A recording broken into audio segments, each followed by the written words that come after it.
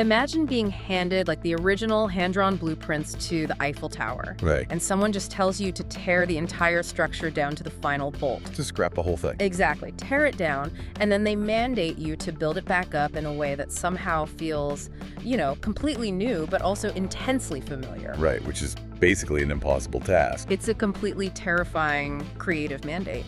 But I mean, that is the exact situation facing the architects of the newly announced Harry Potter and the Philosopher's Stone television reboot. Yeah, and you really have to think about the weight of that. For over 2 decades, billions of people across the globe have shared this single, very definitive, just meticulously crafted cinematic vision of what Hogwarts looks like. Absolutely. What the magic sounds like, how these characters move through their world. I mean, that imagery is quite literally burned into the cultural retina. It really is. But late last night, a new teaser dropped that burned that old blueprint to the ground. It really did. It offered us a window into a creative landscape that is just thrillingly and honestly dangerously unpredictable. Because it represents, the absolute definition of taking a profound leap of faith with an intellectual property that, frankly, most executives would consider completely untouchable. Right. When a cinematic universe has generated that level of generational wealth and nostalgia, the standard operating procedure is just to play it incredibly safe. You don't mess with the formula. Exactly. You maintain the visual continuity, you replicate the iconic musical cues, and you essentially just offer a high-definition photocopy of the original experience. But what we're seeing here... That's a total rejection of that. Yeah, an aggressive rejection of that safety net. They are actively challenging the audience's memory. They're fighting against nostalgia, which is, arguably the most potent form of magic operating in modern entertainment. Okay, let's unpack this, because our mission today for everyone listening is not just to casually summarize a 2-minute promotional video, right? Or just list a handful of, hidden Easter eggs. Right, we're going deeper than that. We are here to decode the fundamental creative DNA of this new adaptation. How do you take that globally beloved monolith and reconstruct it from the ground up, specifically for the medium of television? Which is a totally different beast. Yeah, it is. And to help us navigate this, we are pulling our insights from a truly phenomenal piece of digital scholarship. We're looking at a hyper-detailed, literally frame-by-frame breakdown from the YouTube channel Comicverse. And we really have to applaud the dedication here. Oh, absolutely. To fully appreciate the level of obsession we are dealing with here, you have to understand the context. This breakdown was recorded and uploaded at exactly 3 in the morning. By a fan who very clearly did not sleep. Not a wink. That is the visceral, just immediate passion this property commands. When a studio drops a handful of fragmented images in the dead of night and a creator immediately sacrifices their sanity to analyze every single pixel, you know you're witnessing a massive cultural event. That level of immediate forensic analysis is really the hallmark of modern fandom. These viewers, they aren't passive consumers. They operate more like historical scholars examining a newly discovered religious text. That's a great way to put it. And the stakes for this specific text are astronomically high when you look at the broader industry context surrounding its release. This is not entering a quiet, uncontested market. Not at all. The release window is shaping up to be an absolute gladiator arena. This show is slated to drop this coming Christmas. Which is huge. It's massive. Yeah. But the landscape it's walking into is totally unprecedented. The notes from the Comicverse breakdown highlight that this reboot is going head-to-head with a massive holiday slate that includes the theatrical releases of Dune 3, the highly anticipated Doomsday, and Shah Rukh Khan's King. It is a crowded, just hyper-competitive battle for global attention. Yeah, and adding gasoline to that fire is this very persistent industry rumor regarding the release strategy. So, HBO is allegedly considering abandoning their prestigious, traditional week-by-week release format. The format that literally built shows like Succession and Game of Thrones. Exactly, and simply dropping the entire first season all at once on Christmas Day. Which, that would trigger a seismic shift in how we consume prestige television. Because the weekly release model, it's designed to manufacture cultural oxygen. Right. It gives you time to breathe. It gives audiences 7 days to theorize, to debate on social media, to let the narrative settle. It creates that communal water cooler experience. But dropping a property of this magnitude all at once entirely changes the psychological relationship you, the audience, have with the material. Completely. It transforms the viewing experience from a communal debate into an isolated, deeply immersive holiday binge. You're essentially asking the audience to lock their doors, ignore their families, and move into Hogwarts for 48 hours. Yeah, just order takeout and don't leave the couch. And to make that kind of immersion actually work, the environment itself has to feel more tangible, more welcoming, and more textured than anything we've seen before. The environment completely sets the tone, which brings us to the very first visual revelation of this teaser. The creators have gone to extreme lengths to establish a visual identity that aggressively divorces itself from the cinematic films. Which was a huge risk. A massive risk. If you close your eyes and picture the Hogwarts from the early 2000s, what do you see? You see cold, gray, imposing stone. Right. It felt massive, chilly, and somewhat sterile. But the aesthetic philosophy driving this new television show is entirely different. They are leaning heavily, almost exclusively, into a deeply textured wooden aesthetic. And what's fascinating here is the subconscious, psychological manipulation involved in architectural design. Ooh, tell me more about that. Well, when a production designer shifts the primary building material of a fantasy world from stone to wood, they're fundamentally altering the emotional temperature of the narrative. Stone is institutional, right? Yeah, it evokes the feeling of a fortress or a cathedral or even a prison. Exactly. It is unyielding, it's cold to the touch, and it's designed to intimidate. Wood, however, is organic. It implies growth, age, a connection to the earth. It absorbs sound differently. Yes.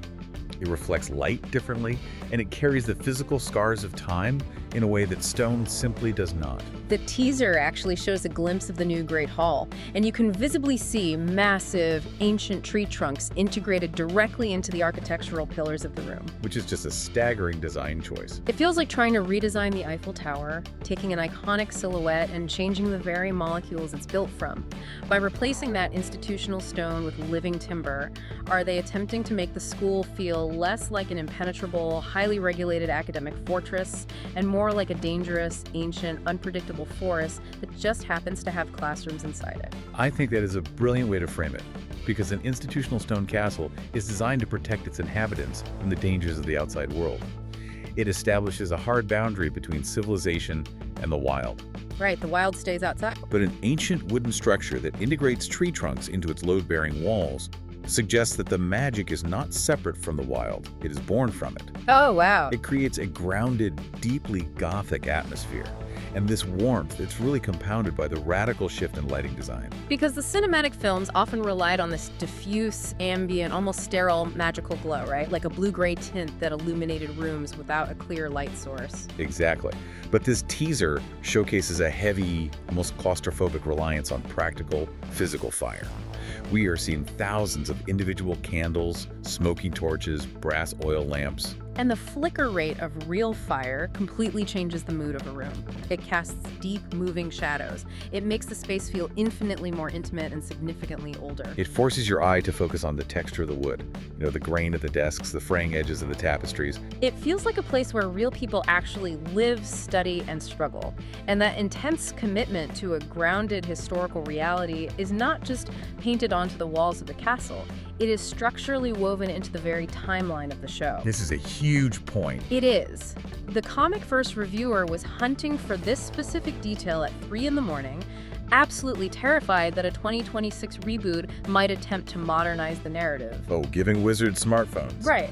Putting smartphones in the hands of wizards, having students making TikToks in the Gryffindor common room, using modern slang. But the teaser definitively locks the narrative into a strict 1990s timeline. Which is an absolutely vital narrative boundary. I mean, the impulse to modernize a reboot is always strong for studio executives who want to capture a younger demographic, right? They always want to update it. But updating the timeline of this specific story would fatally undermine the mechanics of the world building. Yeah, the reviewer caught a fleeting but definitive establishing shot on the London Tube, the Muggle Underground Metro. Harry and Hagrid are navigating the train, and the camera lingers just long enough on the background extras to make a profound statement.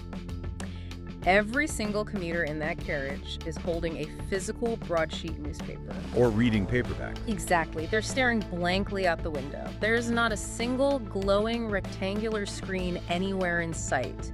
The Muggle world is entirely analog.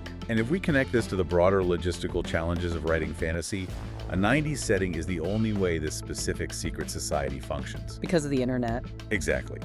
In a contemporary 2026 setting, the concept of the International Statute of Secrecy, the law that keeps magic hidden from the non-magical world, it collapses within minutes. It totally falls apart. Everyone has a high-definition camera in their pocket, connected to a global, instantaneous communication network. Right. A flying car or a rogue dragon would be trending globally before the Ministry of Magic could even dispatch a team. The TikToks alone would expose everything. Exactly. By anchoring the story in the pre-digital 90s, the creators are preserving the plausibility of the secret. I hadn't even considered the pure logistical nightmare of magic in the smartphone era.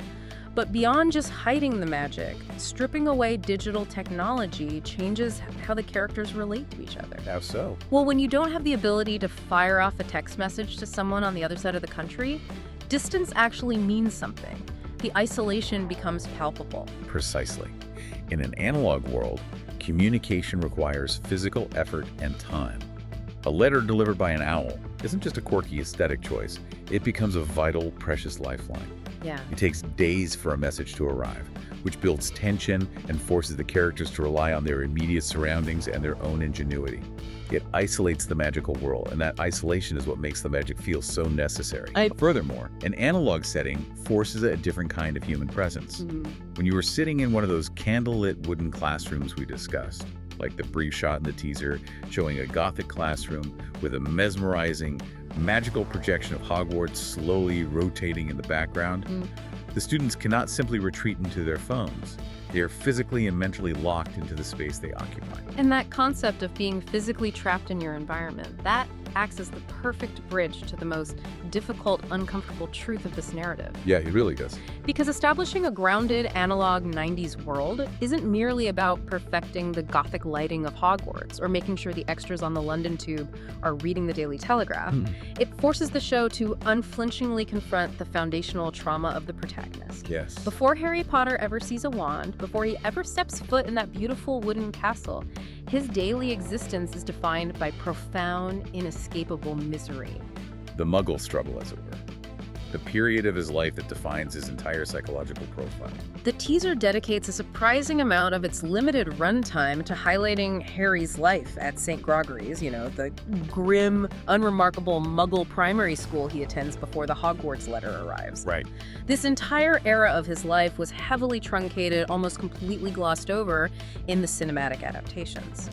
But here, we are given a genuinely distressing shot of a small, frantic Harry sprinting down a bleak institutional hallway, throwing himself into a school toilet, and bracing the door to escape Dudley and his gang of enforcers. A systematic process of physical intimidation that the original text chillingly refers to as Harry hunting. Harry hunting.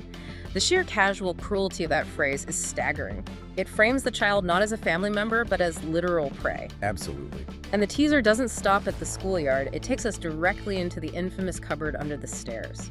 In the cultural memory shaped by the films, the cupboard was essentially portrayed as a quirky, slightly cramped bedroom. Yeah, it was small, sure, but it had a cozy little bed and warm lighting.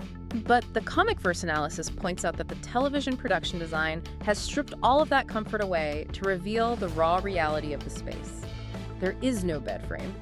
There is merely a stained, thin mattress thrown directly onto the dusty floorboards. Wow. The visual language screams that this is not a bedroom. It is a cell where a child is forcefully confined. Yet, heartbreakingly, the walls are decorated with little torn posters, and his gray St. Gregory's school tie is carefully hung on a nail. He's trying to carve out a sliver of humanity in a box. And the narrative necessity of portraying this level of systemic abuse is paramount. The meticulous breakdown provided by the source rightly critiques the original films for failing to do justice to the sheer gravity of Harry's early trauma. Right. Because film is constrained by a 2-hour runtime, the directors had to compress the exposition. Consequently, the Dursley family was frequently reduced to broad pantomime villains. Right. They provided comedic relief. The bumbling, overweight uncle and the shrill, nosy aunt. But reading the original text, their behavior is not comedic. It is deeply insidious, prolonged child neglect. It is a daily war of attrition just to survive. Exactly. By rushing past that severe day-to-day psychological and physical misery, the films inadvertently hollowed out the emotional core of the character's journey. television, as a medium, operates on a completely different economy of time. They can actually show it. The showrunners have the bandwidth to sit in the discomfort, to meticulously establish the baseline of Harry's trauma, and to show the audience exactly what kind of emotional deficit this child is operating from when he finally encounters kindness. And the YouTube reviewer is incredibly passionate about this specific point, virtually begging the showrunners to integrate two specific, highly disturbing magical incidents from the books that perfectly illustrate this trauma. Okay, which ones? The first is the haircut incident. Oh, great. Aunt Petunia, driven into a state of rage because Harry's untamable hair refuses to conform to her rigid standards of suburban normality, actually takes a pair of kitchen scissors and violently shears the child's hair down to the scalp, Leaving only the bangs intact, specifically to hide his lightning bolt scar, which she openly refers to as ugly and unnatural. which is an act of profound physical violation and humiliation, aimed at stripping a child of their bodily autonomy. And the tragic irony is how his latent, uncontrolled magic responds to that trauma. Harry goes to sleep in his cupboard, terrified of the brutal mockery he knows he will face at school the next day. And overnight, his body's defensive magic triggers, magically regrowing his hair to its exact messy state by morning. And in any healthy, nurturing environment, an unexplained, miraculous event like that would be a cause for wonder. But in the oppressive regime of the Dursley household, it is treated as a severe, malicious act of rebellion. The punishment for that accidental defensive magic is draconian. The source explicitly reminds us that Harry was frequently locked inside that dark cupboard and systematically denied meals for up to a week. A week? A week of enforced starvation for a biological reaction he cannot control. And the second incident the reviewer highlights is directly tied to the Harry hunting we saw in the teaser. Oh, the roof incident. Yes, Harry is running for his life from Dudley's gang, desperately attempting to dive behind some large industrial dustbins to hide. In a moment of pure adrenaline and panic, his magic violently catapults his physical body high into the air, depositing him onto the roof of the school kitchen. He sits up there, completely bewildered, having no rational explanation for how he defied gravity. That is the purest manifestation of survival magic. It is the subconscious mind forcefully altering the laws of physics to remove the physical body from a situation of imminent harm. But here's where it gets really interesting, and I find myself compelled to play devil's advocate regarding this tonal shift. Go for it. If HBO actually possesses the courage to fully commit to this reality, if they dedicate millions of dollars of television real estate to depicting a 10-year-old child being starved for 7 days, being violently shaved, and being relentlessly hunted like an animal by a pack of violent youths, doesn't that fundamentally rupture the established genre? That's a valid question. We are talking about a property historically marketed as a whimsical, aspirational family adventure about magic wands and flying cars. Does this aggressive realism pivot the show into the territory of a bleak, gritty prestige drama about systemic child abuse? Well, that is the central tightrope the showrunners have to walk. Yeah. But if we connect this to the bigger picture, if we analyze the architecture of classic literature, true fairy tales absolutely require that dark, oppressive, almost suffocating foundation. You think so? Oh, without a doubt. Yeah. We've sanitized the concept of the fairy tale in modern pop culture, but look at the original Grimm narratives. Cinderella is forced into literal servitude and psychological torture by her stepfamily. Right. Hansel and Gretel are abandoned in the starving forest to die, only to be captured by a cannibal. The darkness in those stories is not applied as an edgy aesthetic overlay.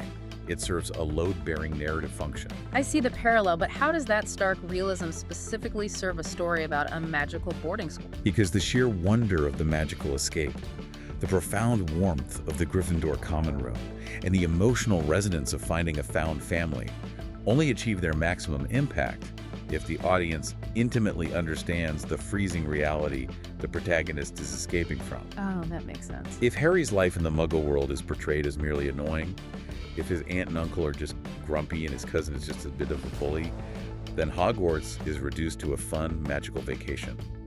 But if his Muggle existence is a harrowing daily struggle for basic physical survival and human dignity, then Hogwarts ceases to be just a school. It becomes his ultimate salvation. It becomes the first true home he has ever known. Exactly. And the true luxury of adapting this property into a long-form television series isn't just that they have the screen time to depict more of this trauma, it is the luxury of pacing. They have the time to let the silence and the drama breathe before the magic erupts. And the concept of pacing brings up one of the most unexpected, quietly profound observations from the comic first breakdown. What do they notice? The reviewer flagged a single, completely dialogue-free shot in the teaser. It is nothing more than Harry, Ron, and Hermione slowly walking down one of those heavily textured wooden corridors at Hogwarts. There are no explosions, there is no monster chasing them, they are just walking. And the fact that such a mundane shot was selected for a high-stakes promotional teaser is incredibly revealing about the director's intent. It is entirely antithetical to how the films utilize their sets. In the cinematic universe, hallway scenes were highly functional, utilitarian vehicles for advancing the plot. Yes. The directors treated the corridors like highways. Characters would be speed-walking at a frantic pace, aggressively delivering rapid-fire exposition, hurling plot points at each other as they rush toward the next massive set piece. Just rush, rush, rush. Exactly. But the reviewer noted that this new shot operates on a completely different frequency. It feels like a deliberate moment of stillness. The characters are not rushing, they are simply existing within the physical space of the school. What you are describing is the architectural implementation of narrative breathing room. In the medium of film, temporal real estate is the most expensive commodity on set. When you only have 120 minutes to adapt a 400-page novel, every single second of screen time must aggressively serve the forward momentum of the plot. You cannot afford to linger. You really can't. But television operates on an expansive economy of time. With multiple hour-long episodes spanning an entire season, the viewer is granted permission to simply inhabit the world. You are no longer racing through Hogwarts on a guided tour, you are enrolled there. Which means we finally get to experience the beautiful, agonizing mundanity of a real academic institution. The teaser gives us a glorious glimpse into a dark, heavily shadowed, candlelit classroom, and the man standing at the chalkboard is Professor Binns. Oh, this is fantastic. For the uninitiated, Professor Binns is the history of magic instructor, and he is a literal translucent ghost who died in his armchair decades ago, but simply got up the next morning and continued teaching his class. And the student's reaction. The most crucial detail of this shot is the audience. Almost every single student in the room, with the exception of Harry, Hermione, and perhaps one or two highly caffeinated Ravenclaws, is slumped over their desks, completely unconscious. That specific visual, a room full of magical children falling asleep during a lecture by an actual phantom, is a masterstroke of world building from the original text. The cinematic adaptations completely excised Professor Binns from the canon. They deemed a chronically boring ghost to be a waste of precious screen time. But the relatability of that moment is off the charts. We've all had that one teacher whose voice could tranquilize a rhinoceros. To introduce an incredible supernatural concept like a ghost and then immediately subvert the wonder by revealing that his lectures are so profoundly, suffocatingly boring that they put wizards into a coma, it's brilliant. It grounds the fantastical elements in a recognizable human reality. It does, and I find myself asking you, the listener, what stands out to you? Would you rather have nonstop magical action, or do you want to sit through the mundane, boring Tuesday morning classes at Hogwarts? Because it feels like the showrunners are betting heavily that the mundane moments are what ultimately make the magic feel authentic. They are betting that authenticity is generated by friction. It is the juxtaposition that makes the world feel solid. It communicates to the viewer, yes, these children have the power to levitate objects and transform matchsticks into needles, but they are still children who are exhausted, bored, and forced to endure tedious historical lectures. Right. That structural pacing also allows for massive emotional payoffs that film adaptations simply cannot accommodate. The reviewer highlighted the return of another highly significant, quiet moment, the London Tube ride we discussed earlier. The train ride between Harry and Hagrid immediately following the trip to Diagon Alley. Precisely. The source points out a fascinating piece of cinematic trivia. That sequence was actually filmed for the first movie, but it was ultimately left on the cutting room floor as a deleted scene. The director simply couldn't justify the runtime. Wow! I didn't know that. Yeah. In the accelerated pacing of the film, Hagrid rescues Harry, buys his school supplies, and seemingly teleports him straight to the Hogwarts Express. But the canonical text is far more brutal and far more emotionally complex. After Hagrid introduces Harry to the reality of magic, buys him his wand, and gives him his owl, he does not take him to Hogwarts. No. He puts the 11-year-old boy back on a train and returns him directly to the Dursleys' house for an entire month to wait for the school term to begin. The psychological whiplash of that narrative choice is staggering. Imagine the supreme high of discovering you are a wizard, witnessing impossible wonders, finding out your parents were heroes, and then being handed a train ticket and told, all right, go lock yourself back in your dusty cupboard under the stairs for 30 days. Try not to get starved. It is incredibly dark. It really is dark. It is. But it provides the necessary negative space for character development. During that specific train ride back, sitting amidst the analog newspaper-reading muggles, Hagrid and Harry share a deeply intimate conversation. Hagrid doesn't talk to Harry about dark lords or magical destiny. He talks to him about his parents as human beings. Yeah. He tells this neglected child that his mother and father were genuinely kind, intellectually clever, and remarkably funny people. It is the very first time in Harry's entire life that anyone has provided him with a positive narrative about his own bloodline. It's a foundational pillar of his emotional architecture. Exactly. A film has to cut that conversation to get to the action. A television show can build an entire episode around the emotional fallout of that ride. So we have established that the production team is masterfully utilizing stillness, emotional breathing room, and mundane realism. But the teaser also issues a very clear, very loud promise. When the narrative requires action, they're going to execute it with a level of grit and intensity that far surpasses the original film. Oh, absolutely. The Comic-Verse reviewers spent a massive portion of their 3 a.m. analysis losing their absolute mind over the radical visual upgrade to Quidditch. The premier sporting event of the Wizarding world, Quidditch has always presented a unique challenge for live-action adaptation because it requires balancing whimsical, magical mechanics with the physical brutality of a full-contact sport played high in the air. And the teaser establishes the reality of the sport before a player even takes to the sky.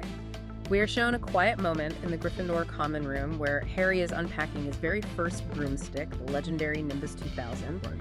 And the prop department has clearly consulted the original text meticulously. The broom does not arrive in a sleek, branded, glowing display case. It arrives tightly bound in plain, unremarkable brown wrapping paper. Yes. The source notes that Professor McGonagall specifically orchestrated this discreet delivery, ordering Harry to open the package in absolute privacy so as not to incite jealousy among the older students who are riding vastly inferior equipment. It is a supremely pragmatic, grounded administrative detail. It reminds the audience that this is still a functioning school with internal politics and teenage ego dynamics. That grounding continues as we transition into the locker room. The teaser gives us a tense, claustrophobic pregame shot featuring Harry flanked by the Weasley twins, Fred and George. The cinematic framing here is doing incredibly heavy lifting. How so?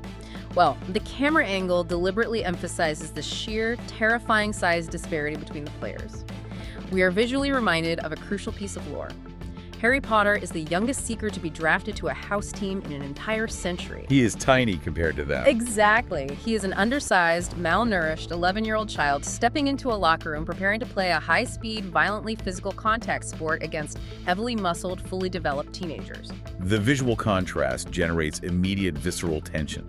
And that tension explodes when we see the actual match teased in the footage, which the Comic-Verse forensic analysis conclusively identified as the Gryffindor versus Hufflepuff game. This is where the aesthetic philosophy of the reboot truly flexes its muscles. The visual departure from the films is jarring in the best possible way. The cinematic Quidditch matches we grew up with were largely pristine. They were brightly lit, sun-drenched affairs with crisp uniforms and perfect visibility. It felt like watching an idealized, Olympic-level broadcast. But this teaser presents a nightmare scenario. Yes. According to the original text, the Gryffindor-Hufflepuff match takes place in the dead of winter, likely February or early March in the Scottish Highlands. The footage reflects this brutally. The sky is an oppressive bruised gray. The players are flying through torrential, blinding rain. When the camera dips down to the pitch, we see the players covered head to toe in deep, thick, clinging mud. The environmental storytelling is phenomenal. It strips away the polished veneer of a fantasy game and presents it as a grueling trial of physical endurance. And if you examine the micro details of the equipment, the shift in design philosophy becomes even more apparent. The brooms themselves have been completely reconceptualized. So what does this all mean? This detail fascinated me. The brooms in the early 2000s films looked like highly polished, beautifully stained, mass-produced luxury items. They look like slick CGI toys. Exactly. But the brooms in this teaser look dangerous. The source notes that the wood is raw, unvarnished, and heavily textured. The tail twigs are visibly bound together with coarse material. It looks less like a magical toy and more like an unpredictable piece of heavy machinery. Yeah. It immediately made me think of the evolution of motorsport.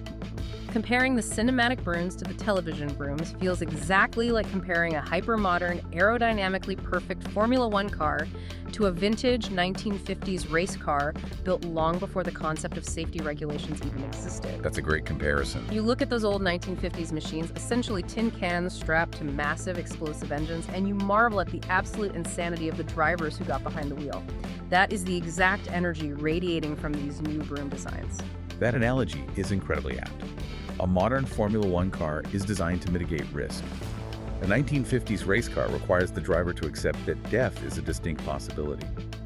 These new brooms communicate that flying at 100 miles an hour, 50 feet in the air, while being targeted by heavy iron balls is a fundamentally insane and dangerous undertaking. Absolutely. The reviewer even zoomed in on the specific aerodynamic variations between the models. A Hufflepuff player's broom is shown featuring 4 distinct, bulky tail fins, prioritizing stability and balance in the turbulent weather. Harry's Nimbus 2000, however, features only 1 or 2 extremely streamlined fins, visually communicating that it sacrifices stability for raw, terrifying straight-line speed. The level of functional engineering logic applied to a magical twig is astounding. And the brutal conditions of this specific muddy match are only half of the tension because the identity of the person officiating the game adds an entirely new layer of psychological warfare. Yes, the referee. Severus Snape has stepped out of the dungeons and onto the pitch to referee the match in the pouring rain. And the narrative context here is absolutely crucial for understanding the character dynamics. In the previous match against Slytherin, Harry's broom was subjected to a powerful sustained dark jinx that nearly threw him to his death, which necessitates an intervention. Snape, despite his profound personal hatred for James Potter and his subsequent hostility toward Harry, makes the calculated decision to step in and referee this specific match to act as a physical deterrent. Right. He is placing himself on the pitch to personally ensure that no dark wizard in the stands attempts to hex the boy again. It is a stunning display of complex character motivation. He is actively protecting the child he spends his days verbally abusing, but to maintain his cover, to ensure no one suspects his protective motives, he spends the entire match aggressively penalizing Gryffindor. Yeah, it's brilliant. The teaser implies he is blowing the whistle and handing out bogus, completely fabricated penalties left and right, just to maintain his reputation as a biased, bitter antagonist. It is a masterful, multi-layered performance happening in the middle of a torrential downpour. He is saving Harry's life while simultaneously ensuring his team loses. But the mud, the rain, and the comically biased refereeing ultimately failed to stop the momentum of the protagonist, because Harry ends the match by executing a spectacular dive and catching the golden snitch in a staggering 5 minutes, ending the game before the elements can destroy them. It's just kinetic energy. The sheer kinetic energy of that sequence transitions us perfectly into the most highly scrutinized, fiercely debated element of the entire teaser. We can talk about wooden walls and muddy brooms all day, but a television show lives and dies on the faces of its actors. This raises an important question regarding the casting reveals. This is where the reboot faces its most formidable challenge. It raises a fascinating philosophical question regarding the nature of theatrical adaptation. How does an actor approach a role that has not merely been played by someone else, but has become entirely synonymous with that previous actor in the global cultural consciousness? The psychological pressure on these new actors must be crushing. Imagine driving to the studio on your first day of work, looking at the call sheet, and realizing your job for the next decade is to replace Maggie Smith, or Richard Harris, or Alan Rickman. It's unthinkable. The level of digital scrutiny is unprecedented. The Comicverse reviewer, along with the rest of the internet, is already deploying forensic analysis on every single pixel of these brief performances. For instance, the teaser gives us a fleeting glimpse of the new actor portraying Uncle Vernon. And instantly, the fandom erupted over a glaring physiological deviation from the canonical text. The neck controversy. The neck controversy. The original novel explicitly introduces Uncle Vernon as a large, beefy, purple-faced man with hardly any neck at all. It is one of his defining physical characteristics. But the internet immediately pointed out that this new actor very clearly possesses a normal, functioning human neck. It's hilarious, but it highlights the impossible standard of visual accuracy fans are demanding. Exactly. Imagine the internet analyzing the exact shape of your neck. Right. But while the fan base might fixate on anatomical anomalies like Vernon's neck, the true test of the casting lies in the energetic translation of the characters. The reviewer offered high praise for the brief glimpse of the new Professor McGonagall, noting that the actress seems to have fundamentally understood the specific emotional frequency of the character. The reviewer noted she perfectly captured that incredibly difficult balance of strict authority, masking deep partisan loyalty. McGonagall is an intensely rigid disciplinarian who will coldly dock 50 points from her own house to maintain the integrity of the school rules, but she is secretly fiercely pro-Gryffindor. Yeah. She projects impartial justice while internally cheering every time Harry catches a snitch. Hitting that nuanced tone, especially while standing in the colossal shadow cast by Maggie Smith's legendary performance, is a monumental achievement. But the source does not extend that immediate confidence to every casting decision. They explicitly highlight the deep skepticism surrounding the new Severus Snape. Because Snape is arguably the most complex, tragic, and beloved character in the entire franchise, largely due to the singular, hypnotic performance delivered by Alan Rickman. Right. The reviewer articulates a widely held sentiment. Rickman's portrayal was, for all intents and purposes, perfect. The deliberate cadence of his speech, his physical stillness, the micro-expressions of pain, it was a masterclass in subtlety. Yeah. Any new actor stepping into that black robe is not just playing Snape, they're actively competing with the ghost of Alan Rickman. And the reviewer stated quite plainly that they are desperately hoping this new actor can justify their presence and actively shock the audience because the baseline expectation is disappointment. It's an uphill battle. It is. And the source actually deploying a rather cheeky, observant piece of commentary regarding this visual departure from the films. During a sequence in the teaser, we are shown the iconic Sorting Hat resting on its stool, and it looks radically different. It is incredibly worn, deeply frayed, and the underlying color seems completely altered from the dark, leathery brown we are accustomed to. And the reviewer uses that visual shift as a metaphor, noting that the Sorting Hat isn't the only thing whose color has changed in this new adaptation, directly referencing the casting of Snape and the broader visual redesign of the faculty. It is a massive structural departure from the visual canon established over 8 films, but interspersed with these shocking changes are incredibly subtle, hidden details that suggest the production design team possesses a deep, obsessive reverence for the underlying lore of the novels. Like what? Well, there is one specific fleeting shot of Albus Dumbledore that sent the comic verse reviewer into a speculative tailspin. Dumbledore is standing in the darkness, and he is holding what appears to be a large, intricately designed tuning fork. A tuning fork that completely rewrites the visual language of the magic we expect from that specific character. Exactly. In the opening chapter of the first book, and in the first film, Dumbledore uses a device called a deluminator, which resembles a silver cigarette lighter, to click and steal the light from the street lamps on Privet Drive. This source speculates wildly about the tuning fork. Is this a stylized, completely reimagined version of the deluminator? Or does it represent an entirely new mechanical approach to spellcasting? A lighter suggests fire and mechanics. A tuning fork suggests vibration, frequency, and resonance. That's a huge shift. It implies that magic is not just sparks of light, but an energetic frequency that can be physically manipulated through sound. It is a stunning implication. It indicates that the creative team is not simply recreating props. They are interrogating the fundamental physics of the magical world and designing new tools to express those physics. And that deep integration of lore is present in the environmental design as well, particularly in the Great Hall sequence. The background details in that Great Hall shot are brilliant. The source notes that hanging prominently behind the faculty table are massive, beautifully woven banners featuring the colors of Slytherin and Hufflepuff. Right. Notably absent are the scarlet and gold of Gryffindor. To a casual viewer, it is just set dressing, but the reviewer recognized the environmental storytelling instantly. Why is the hall draped in green and silver when Harry arrives for the sorting ceremony?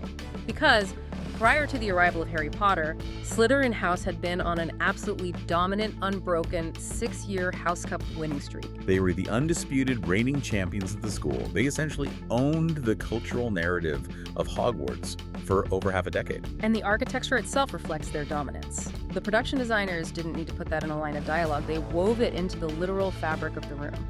It is a staggering attention to historical continuity. But as we dissect all of these incredible inclusions, the tuning forks, the muddy brooms, the raw wood, the posters in the cupboard, the banners, the most genuinely brilliant